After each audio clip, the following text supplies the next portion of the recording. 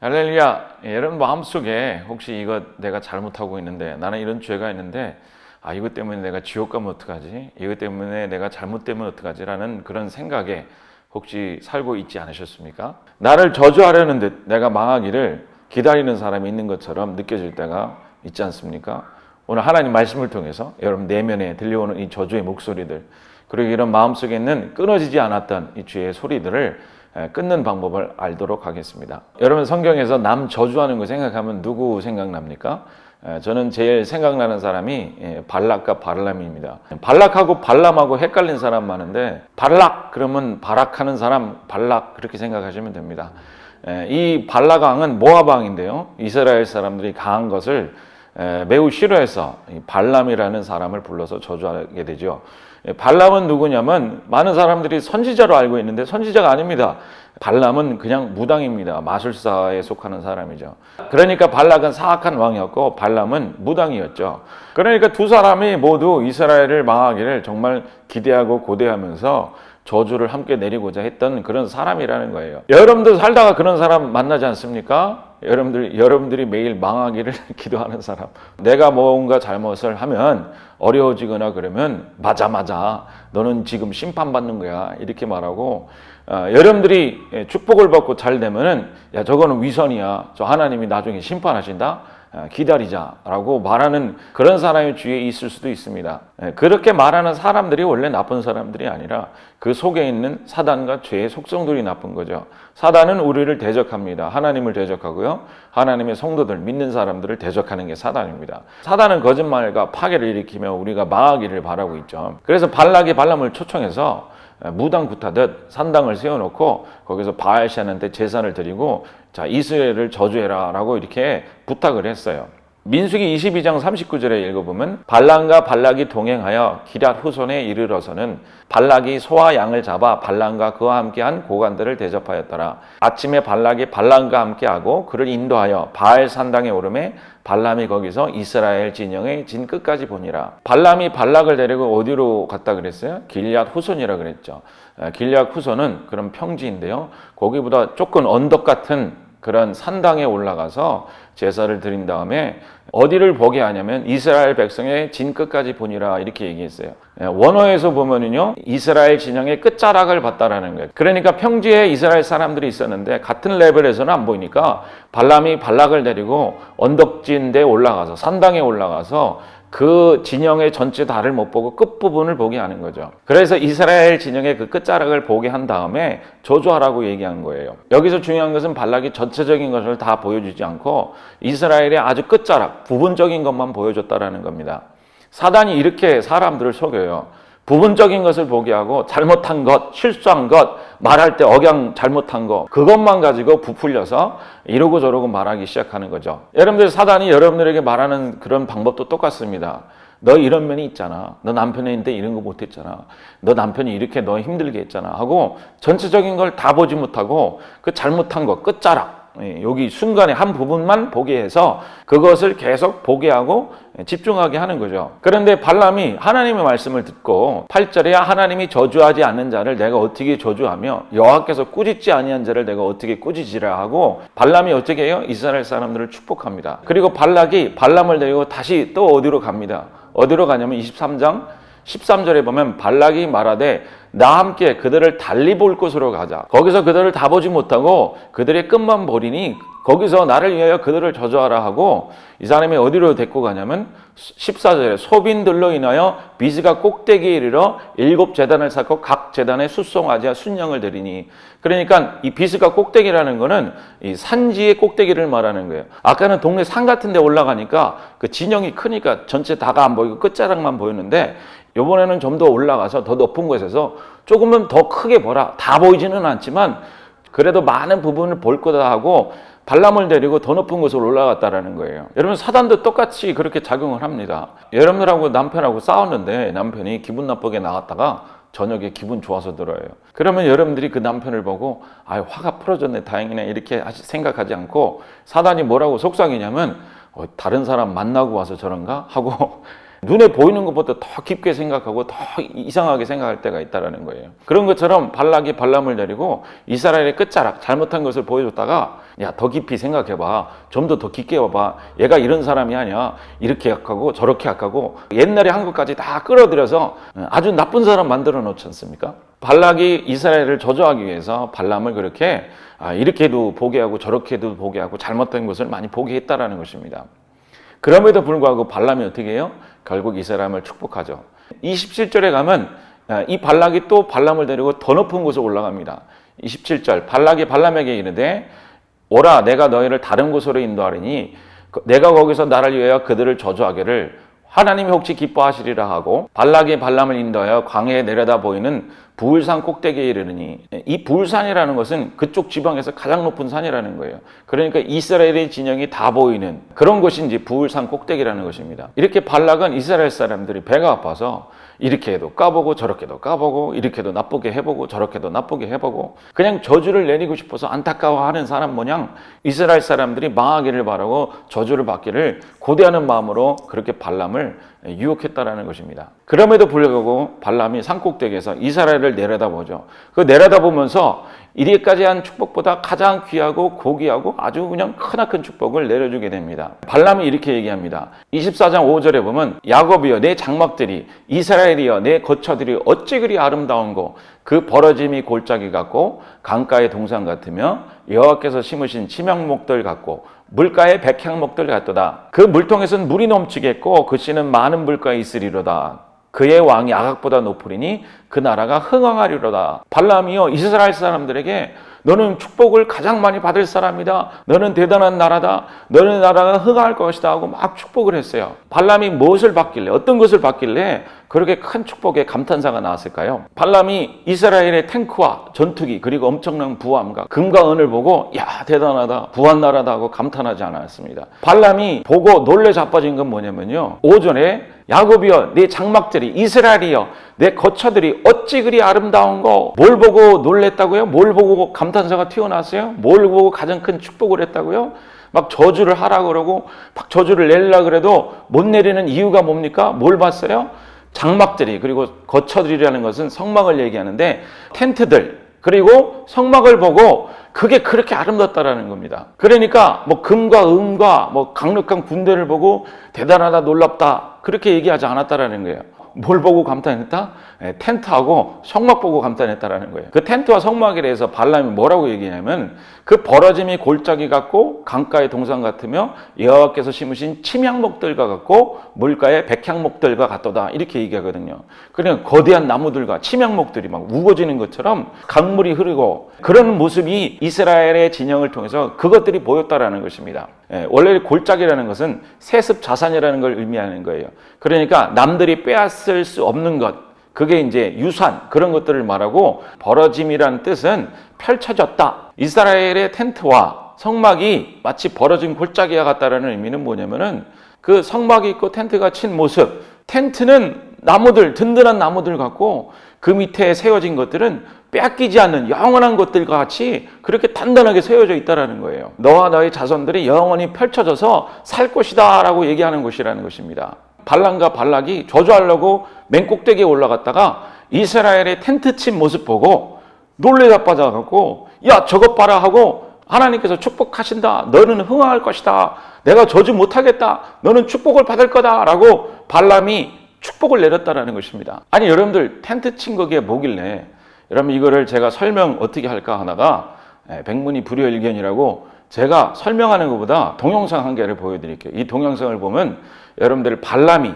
어떻게 받는지가 같이 보일 것입니다. 우리 한번 발람이 부울산 꼭대기에서 아래 이스라엘 진영을 어떻게 받는지 무엇을 받는지 함께 보도록 하겠습니다.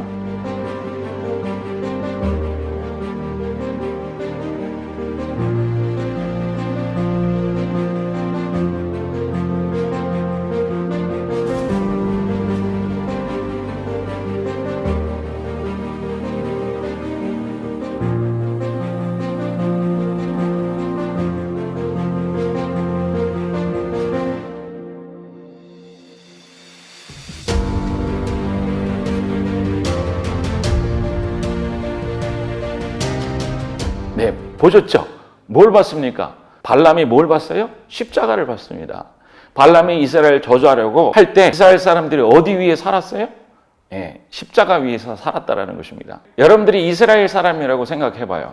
이스라엘 사람들이 완벽했습니까? 여러분들 홍해 바다 건너고 나서 민수기 때 얼마나 사람들이 골치 아프게 했습니까?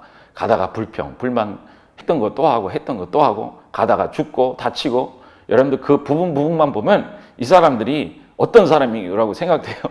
허물 많고요. 참 우리보다 더 못한 사람들 같이 보입니다. 아니 여호와를 아는 사람들이 왜 이러냐. 발람은 발락에게 그런 모습만 보여주려고 했을지도 모르겠습니다. 평지에 서서 서로 볼 때는 서로 헐뜯고 싸우고 미워하고 다치고 죽고 넘어지고 실수하고 뭐 이런 것만 서로 보게 되죠. 우리도 서로 볼 때 어떻습니까? 좋은 거 보입니까? 결코 그렇지 않습니다. 잘못한 거 보죠. 말은 안 하지만 서로 잘못한 거 다 얘기합니다. 목사님 저는 그런 적 한 번도 없는데요. 이스라엘 사람들은 결코 완벽한 사람들이 아니었어요. 수도 없는 실수 정말 많이 했습니다. 그리고 서로 손가락질도 하고요. 서로 실수했습니다. 발락은 이것을 보고 저주해라. 이거 봐, 너 저주해도 마땅하다. 얘네들은 저주해도 당연한 것이다. 아니 이렇게 허물이 많고 실수를 많은데 하나님이 하라는 것도 못 지키는 이 사람들이 무슨 축복을 받냐. 이 사람은 저주해도 마땅하다. 그런데 하나님은 이런 사람들을 향해서 축복하는 것입니다. 하나님은 어디서 보고 있어요? 하나님은 우리 마음에 계시지만요. 하나님이 하늘 위에 있다고 생각해 봅시다. 하나님은 이스라엘을 볼 때 뭘 보고 계셔요? 십자가를 보고 계십니다. 그 십자가 중앙에는 성막이 있습니다. 성전이 있는 거죠. 그 성전의 중앙에는 지성소가 있고요. 어린 양이 타올려져서 하늘 위에 올라가고 있습니다. 그 성막 주위로 이스라엘 사람들이 산 거예요. 거기에 터를 트고 거기서 산 거예요. 십자가 위에서 산 거죠. 하나님께서 우리를 어떻게 보실까요? 천사는 우리를 어떻게 볼까요? 하나님께서는 여러분을 볼 때 십자가 위에 사는 우리를 보십니다. 우리 레벨에서 우리끼리 보면요. 서로 보면 정상인 있어요? 없어요?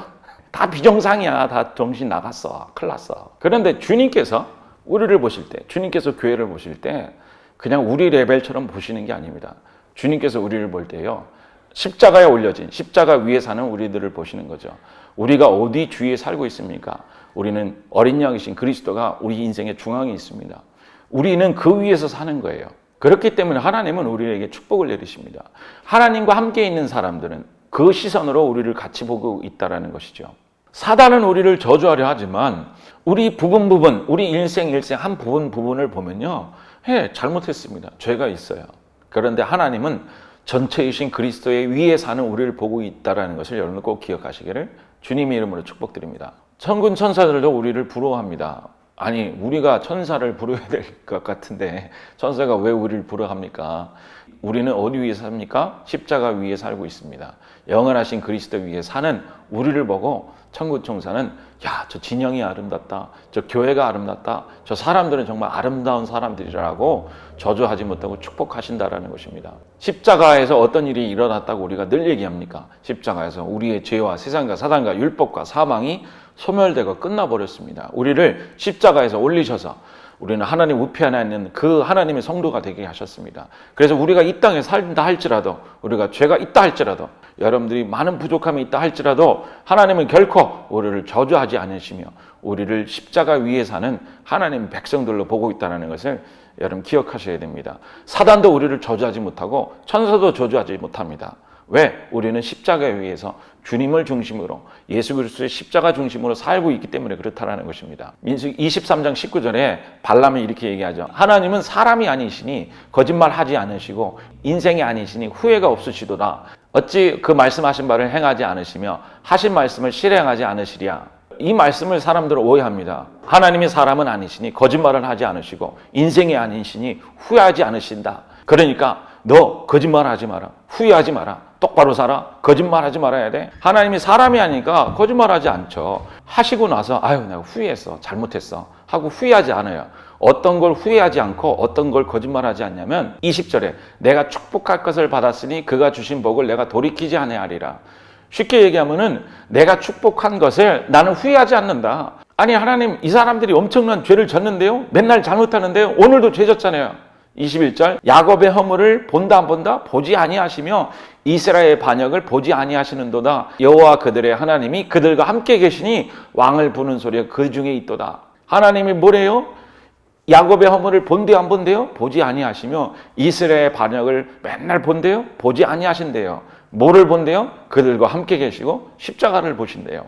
하나님은 그런 축복, 이스라엘을 사랑하시고 그들을 축복하시고 그들을 천국에 보내겠다는, 가나안 땅에 보내겠다는 그런 축복은 절대로 후회하거나 돌이키거나 잘못했다고 돌리지 않는다는 말씀이 바로 아까 설명한 그 말씀의 의미라는 것입니다. 하나님은 거짓말을 못하시고 하나님 축복을 되돌리지 않으시고 내가 반드시 하겠다라는 것은 꼭 하시는 거. 뭘 하셨습니까? 예수를 통해서 내가 너를 천국을 보내고 말겠다라고 하나님께서 한번 내뱉은 그 말은 절대로 후회하거나 돌이키거나 취소하지 않는다는 거 아십니까? 할렐루야. 하나님의 축복이 뭐예요? 아들을 주셔서 십자가에서 우리를 죄를 사하시고 하늘에 오르셔서 여러분과 저를 거룩하다고 인정해 주시고 나와 같이 영원히 살겠다라고 하는 것, 그거를 절대로 돌이키지 않겠다라는 것입니다. 후회하지 않겠다라는 것입니다. 하나님께서 여러분들을 거룩하게 했습니다. 아니 내가 거룩하지 않은데 왜 거룩하게 했다고 자꾸만 그러십니까? 이렇게 오해하는 사람이 있는데, 여러분들의 거룩을 보지 않았고 예수 그리스도의 거룩을 본 후에 여러분들 그 거룩으로 인정해 준다니까요. 여러분들이 거룩이 필요 없다니까요. 여러분들 주는 보고 사는 거예요. 예수 보고, 예수님이 거룩한 것을 보고 하나님은 너가 거룩하다 이렇게 얘기한다라는 것입니다. 하나님은 그거를 돌이키지 않고 그걸 가지고 끝까지 가겠다라는 것입니다. 제가 몇 년 동안 이 실상목회, 그러니까 십자가에서 예수님이 죄와 세상과 사단을 못 박으시고 하늘에 오르셔서 우리를 온전하셔서 깨끗하게 하셨다라는 그 말씀을 거의 매주 동안 얘기합니다. 사람들이 그걸 듣고 처음엔 좋아하는데요. 그 다음에 이렇게 얘기해요. 은혜를 받고 죄를 사함 받았으니까 이제 깨끗하게 살아가야지. 이제는 거룩하게 살아야 되지. 목사님 좀 더 깊은 것 좀 얘기하세요. 성경을 깊이 깨달게 좀 도와주세요. 훌륭하게 사는 그 삶의 진리의 길을 알려주세요. 주님께서 십자가에서 우리 죄를 사하시고 하늘에 오르셔서 우리의 능력이 되시고 거룩이 되시고 사랑이 되셨다라는 것을 사람들이 들으면요, 대부분 목사님 그건 싸구려 은혜입니다. 너무 기복신앙이고 너무 가볍고요. 십자가의 무거움을 가지고 죽도록 사랑해야 되고 봉사해야 되고 주님에서 바쳐야 되고 순교를 나가지요. 죽어야지요. 왜? 그리고 그걸 안 하면요 지적을 합니다. 이거 잘못했어. 거룩하지 않아서 잘못했어. 근데 그들의 얼굴 속에서는요 매일 뭐가 보입니까? 저주의 제목들만 보이죠. 너가 이거 잘못했고 너가 저거 잘못했고, 그들의 속에는 주님이 십자가의 진영을 보는 그 눈이 보이지 않는다라는 것입니다. 여러분, 마귀의 음성이 뭡니까? 마귀는 성경 말씀을 통해서 여러분들을 찌릅니다. 뭐라고 찔러요? 너 잘못했어. 너 천국 갈 사람 같이 생각 들어? 너 행동을 봐라. 너 생각하는 거 봐라. 어저께 뭐 생각했지? 너 오늘 무슨 생각했지? 사단은 이렇게 말하고 있습니다. 하나님은 우리의 저주를 잡아내지 않습니다. 하나님은 우리를 볼 때 하늘에 올리신 그 자체를 보지 우리의 인생을 보지 않는다라는 것입니다. 여러분, 그런 은혜가 임할 때 우리는 죄에서 벗어날 수 있게 되는 것입니다. 우리는 자유할 수 있게 되고 오히려 죄에서 더 벗어나게 되는 것입니다. 하늘에 오르게 되는 것입니다. 발람이 이스라엘 사람의 진영을 본 것처럼 신약에도 진영의 모습을, 이 우리의 모습을 설명해 주는 구체적인 성경 구절이 있죠. 요한일서 4장 15절에 보면 누구든지 예수를 하나님의 아들이라 시인하면 하나님이 그의 안에 거하시고 그도 하나님 안에 거하시느니라. 하나님이 우리를 사랑하시는 사랑을 우리가 알고 믿었노니 하나님은 사랑이시라. 사랑 안에 거하는 자는 하나님 안에 거하고 하나님도 그의 안에 거하시느니라. 이로써 사랑이 우리 안에 온전히 이루어진 것은 우리로 심판날에 담대함을 가지게 함이라. 주께서 그러함 같이 우리도 이 세상에서 그러하니라. 사랑 안에 거하는 자는 하나님 안에 거하고 하나님도 그의 안에 거하시느니라. 그런 그 사랑이 우리 안에서 온전히 이루어질 때 심판날에 담대한다 그랬어요. 그리고 주께서 그러하신 것 같이 우리도 이 세상에서 그러하니라. 그게 무슨 뜻일까요? 주님께서 그 은혜로 그렇게 하신 것 같이 우리도 은혜 아래 살리라는 거예요. 주님께서 십자가를 통해서 영광 받으셨죠? 하늘에 오르셨죠? 우편에 앉으셨죠? 그런 것이 너희도 그렇게 올라가 살고 있다. 주님이 세상을 이기신 것 같이 너희도 그러하니라. 주님이 하늘에 올리셔서 하나님의 모든 사랑과 권능을 다 받았죠. 축복을 다 받았어요. 예수님은 하나님의 사랑을 다 받았어요. 축복, 권능, 진짜 예수님은 다 받았습니다.